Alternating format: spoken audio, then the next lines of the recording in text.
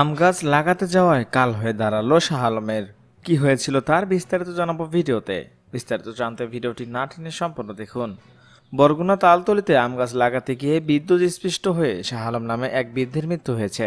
শুক্রবার দুপুর 12টার দিকে উপজেলার নয়াপাড়া গ্রামে ঘটনা ঘটে। নিহত শাহ আলম একই এলাকার মৃত রশিদ হলদারের ছেলে। পুলিশ ও স্থানীয় সূত্র থেকে জানা গেছে, দুপুরে বাড়ির আঙ্গিনায় আম গাছ লাগাতে যান শাহ আলম।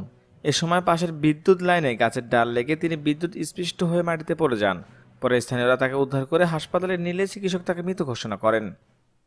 তালতলী থানার ভারপ্রাপ্ত কর্মকর্তা ওসি সাখাওয়াত হোসেন তিনি বলেন, খবর পেয়ে মরদেহ উদ্ধার করা হয়েছে।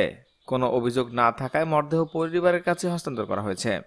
দর্শক, সামান্য অসতর্কতার কারণে একটি জীবন ঝরে গেল। একটু সতর্ক থাকলে এমন দুর্ঘটনা ঘটতো না। একমত হয়ে থাকলে অবশ্যই কমেন্ট করে জানাবেন। এখনকার মতো এখানে শেষ। পরবর্তী আপডেট নিউজ পেতে চ্যানেলটিকে সাবস্ক্রাইব করে আমাদের পাশে থাকুন। ধন্যবাদ।